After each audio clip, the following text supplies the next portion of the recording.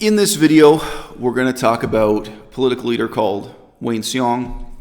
We're going to talk about a YouTuber called Isiah. We're not going to engage in shallow finger pointing. We're not going to engage in shallow gossip and rumor mongering. We're going to try to talk about the underlying issues in a somewhat profound way. What we have in the year 2020 is a lot of moral panic about age gap relationships. We have a lot of moral panic about complete strangers meeting and falling in love over the internet, or just meeting and having sex over the internet. And we have a moral panic over these things because they're new and different. They're a challenge to how our culture operated in the past. I remember hearing an interview with a man who did a study on the very first singles ads, dating ads, that were in newspapers over 100 years ago. And he talked about, well, it wasn't a very interesting interview, but he talked about how the Christian values were so much stronger in those ads. And many of the advertisements stated that the person was ugly. The person said, oh, I have a face that could stop a clock, But they emphasized that they were hardworking, honest, sober, that they'd make a good wife or make a good husband, despite being ugly or plain. So you can imagine, nevertheless, probably when newspapers first started carrying these advertisements in the English language, people trying to get married, probably there were Christian preachers banging their Bibles and saying, this is a den of sin, this is iniquity, this is Babylon. The term moral panic, it's generally used by left-wing people to suggest hysteria, exaggerated moral concern where there's no valid reason for it. But the truth is, most of the examples they use, most of the reasons we use this term, there is a cause for the hysteria. There is a real cause for the fear. Moral panic about communism. There is a moral panic about communist infiltration in our societies. Just a few months ago in Australia, a Chinese spy ring was exposed when a representative of the Communist Party of China, who was engaged in espionage in Australia and in Taiwan, came forward and told his story to the public, to the press, and to the government, and so on. There are, right now, communist espionage rings actively employed to subvert democracy in Western countries. Do you want to panic? What's the appropriate response? There's a reason to panic. There is something to be concerned about. Now, how concerned? What's a proportional, reasonable response? We can talk about, where we go from there. And my own parents, in their youth, were basically engaged in communist extremist activities to try to subvert the government of Canada. They thought of themselves as revolutionaries. They would have very gladly engaged in any kind of espionage they were asked to engage in on behalf of Russia or China. They would have, or Cuba for that matter. They would have gladly worked for the Cuban government. So it's not so remote from me, the motives that are involved in communist radicalism and the moral panic attached to that, okay? So we're deeply uncomfortable with the fact as a culture that people can sign up and join the army, maybe at age 16, maybe at age 18, depending on where you are and what kind of deployment is. People can start filming pornography at age 18, right? People can take on all kinds of responsibilities, life and death responsibilities as adults, the moment they turn 18 or younger. If you look it up where you live, how old do you have to be to own a gun where you are? How old do you have to be to engage in legal prostitution where you are? Like in some parts of the United States, prostitution is legal, not illegal.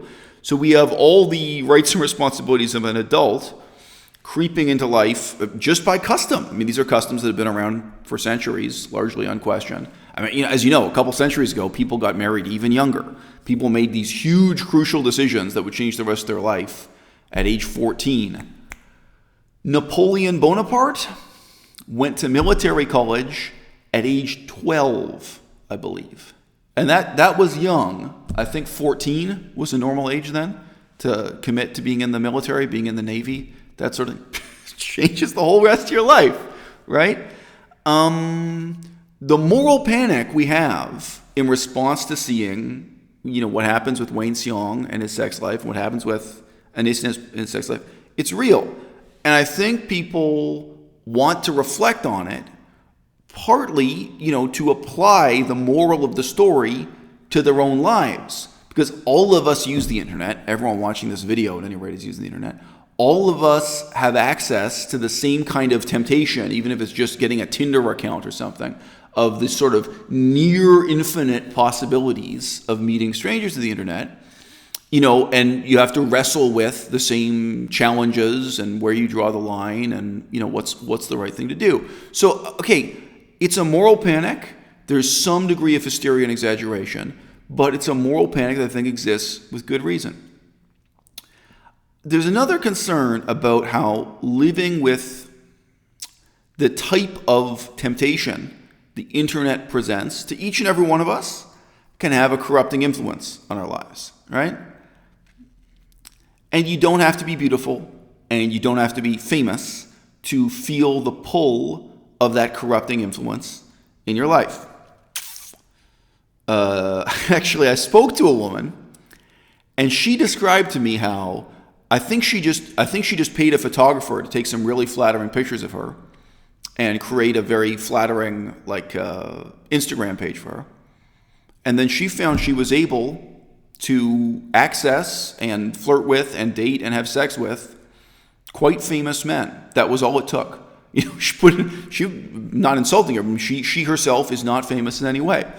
And she said, a minor change to kind of her hairstyle and get some flattering pictures taken.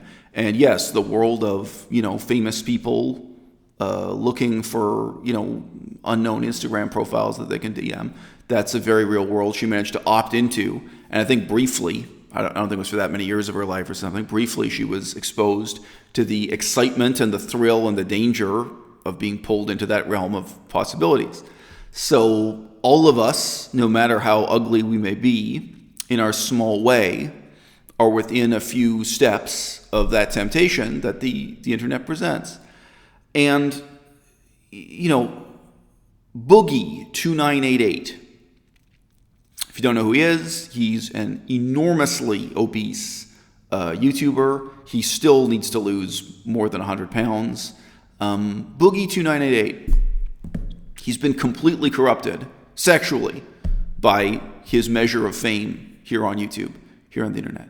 The Amazing Atheist, completely corrupted by his measure of fame here on the internet, sexually above all else. And with any of these guys, Isiah himself, he started with a series of very clear political interests, with a kind of program of ethical issues he wanted to take a stand on, he wanted to lecture the world on. In his way, he had political and moral and ethical aspirations, including his kind of over-the-top, combative approach to vegetarianism, vegetarian activism, if you like. He jumped on the bandwagon for a long list of left-wing political issues, and he beat the drum very loudly for those issues, sometimes, of course, to the audience's chagrin. Isiah, are you really the guy to take a position on black hairstyles, African-American hairstyles? Is this really for you to stand up on? But whether it was anorexia or rape or suicide attempts or feminism or 20 different issues within feminism or transgenderism, Isiah was there. He was there with his signpost to demonstrate his own, moral superiority and to invite you to participate in it. Isiah, in his way, was a kind of aspiring political figure. Yeah, so you can insert sarcastic remarks here about how pathetic that might be. Somebody like the Amazing Atheist, even more clearly and obviously from day one, he was a kind of political dissident, a kind of political commentator, political leader.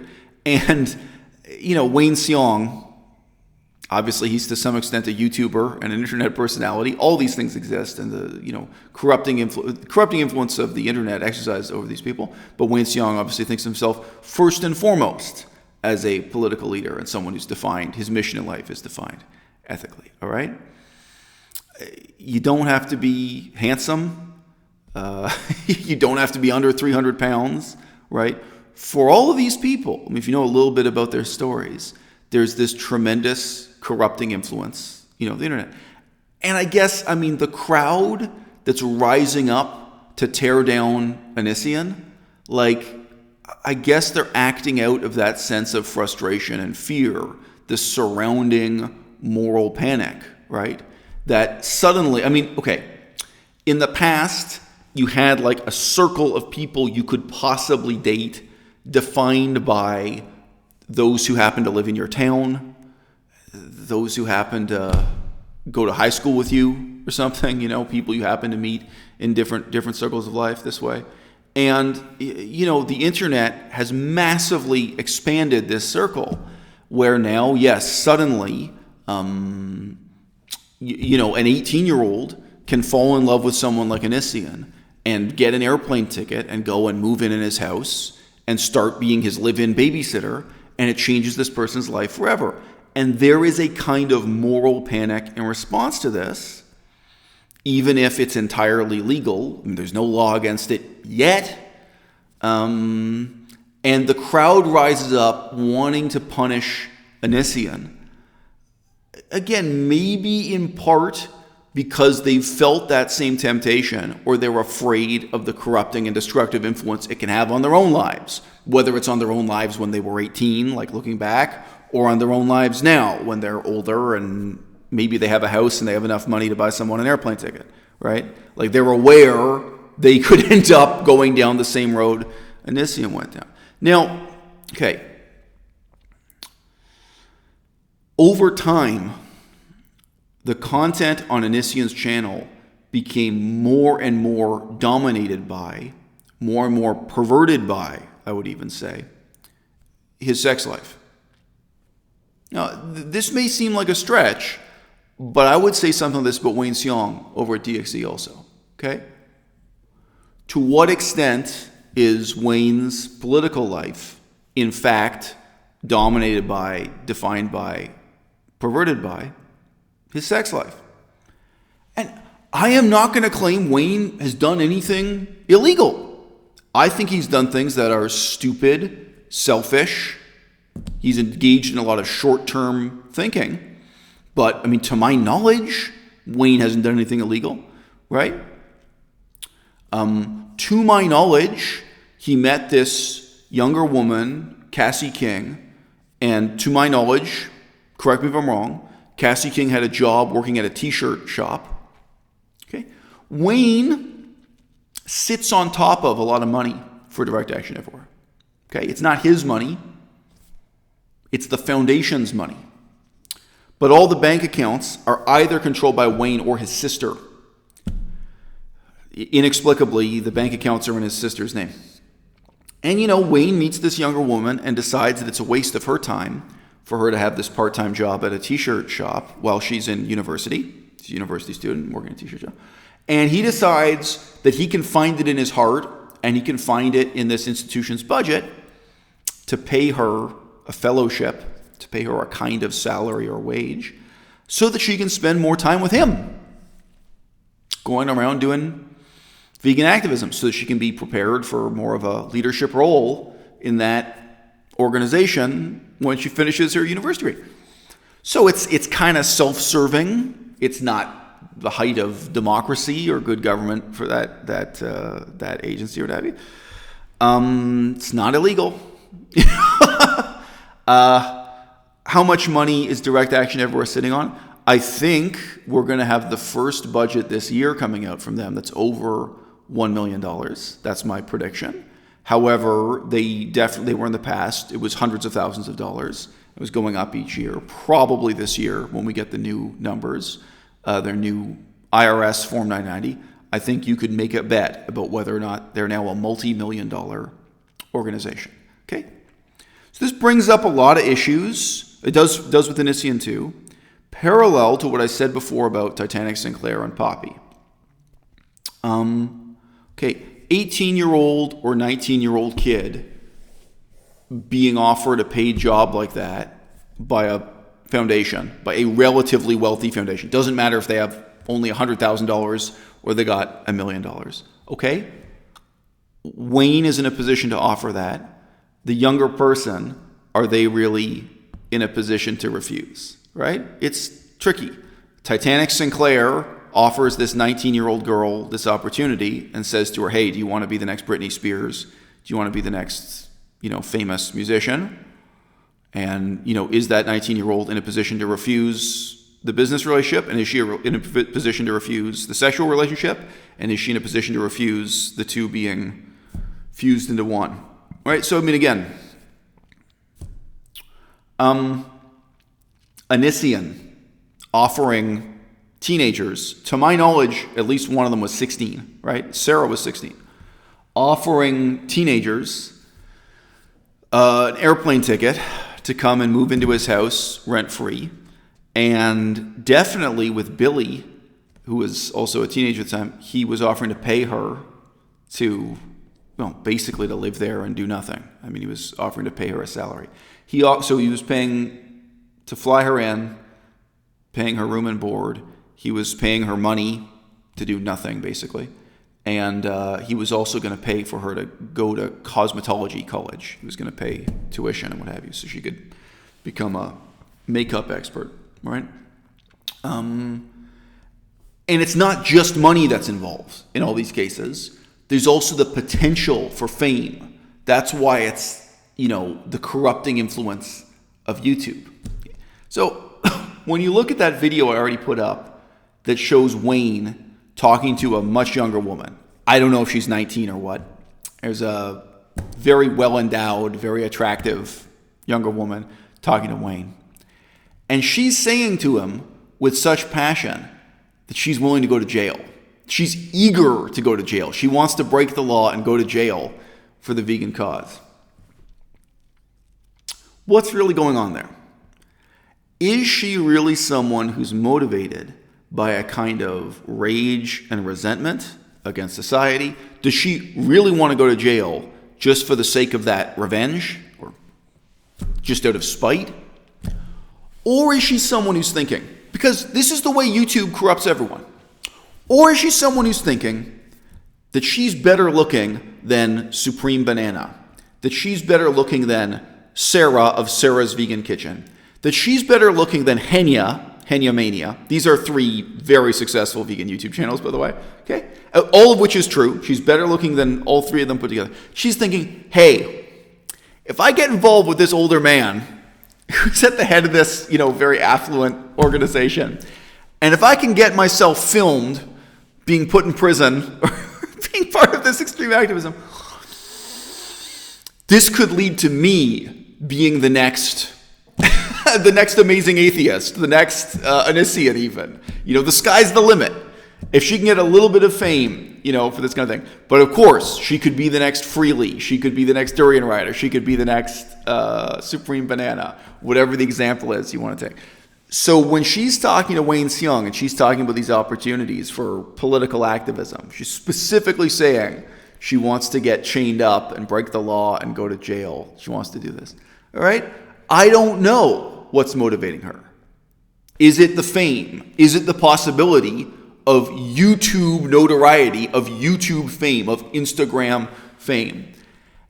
And if it's not, even if she thinks she just wants to do this stupid political stunt for its own sake, not for self-promotion, not for fame on YouTube or on Instagram, what have you, do you think it's possible she's still really motivated by that fame, but maybe isn't entirely aware of it? Maybe it's just not on the top of her mind while she's having that conversation. And then when you got someone in Wayne's position who's capable of saying to someone like that, hey, you have a job working in a t-shirt store, or you have a job working as a waitress, that's kind of a waste of your time.